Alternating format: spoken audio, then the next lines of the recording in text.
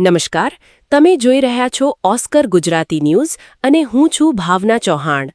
ખેડબ્રહ્મા તાલુકાના વાસણા ગામમાં સરકારી જમીન પર થયેલા કથિત ગેરકાયદેસર દબાણનો મુદ્દો હવે ચર્ચાનો વિષય બન્યો છે.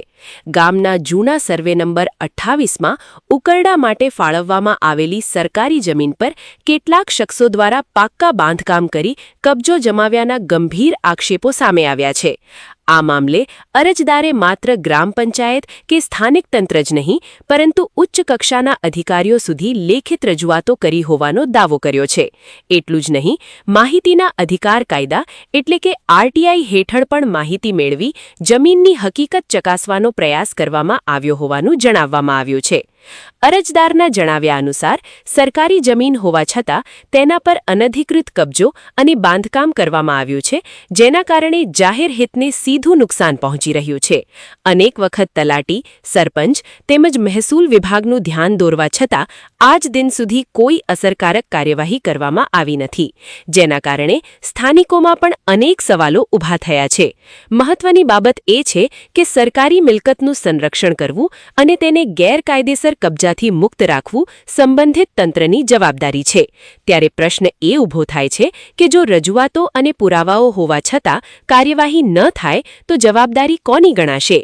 અરજદારે માંગણી કરી છે કે મહેસૂલ તંત્ર દ્વારા સ્થળ તપાસ કરી સમગ્ર મામલાની નિષ્પક્ષ ચકાસણી કરવામાં આવે અને જો ગેરકાયદેસર દબાણ થયેલું હોવાનું સામે આવે તો લેન્ડ ગ્રેબિંગ કાયદા સહિતના લાગુ કાયદા હેઠળ જવાબદારો સામે કડક કાર્યવાહી કરવામાં આવે. હાલ સમગ્ર મામલે સ્થાનિક લોકોની નજર તંત્રની આગામી કાર્યવાહી પર ટકેલી છે. હવે જોવાનું એ રહેશે કે સરકારી જમીનને દબાણમુક્ત કરાવવા માટે તંત્ર કોઈ નક્કર પગલાં ભરે છે કે પછી રજૂઆતો ફાઇલોમાં જ દટાઈ રહે છે. કેમેરામેન સાથે reporter Chandrakant Prajapati, Oscar Gujarati news. મારું નામ પટેલ અંકુકુમાર અરવિંદભાઈ, હું ખેડબ્રહ્મા તાલુકાના વાસણા ગામનો વતની છું.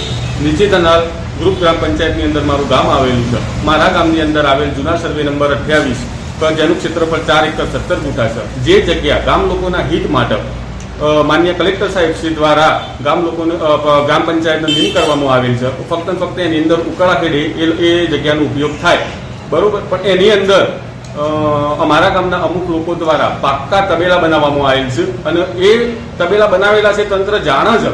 અને મેં એક જાગૃત નાગરિક તરીકે તંત્રને મેં વારંવાર જાણ કરેલી છે, લેખિત અરજીઓ કરેલી છે. તાલુકા વિકાસ અધિકારી સાહેબ શ્રી, જિલ્લા વિકાસ અધિકારી સાહેબ શ્રી, મામલતદાર શ્રી, પ્રાંત સાહેબ શ્રી સુધી પણ મેં આની રજૂઆતો કરેલ છે.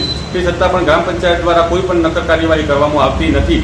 તેથી મેં હમણાં 10 દિવસ અગાઉ મેં તાલુકા વિકાસ અધિકારી સાહેબશ્રીને લેખિતમાં અરજી આપેલ છે કે આ ના થવા પાછળનું કારણ અને ના થવા પાછળનું કારણ મેં માગેલું છે અને આની ખાતાકીય તપાસની પણ મેં માગણી કરેલી છે.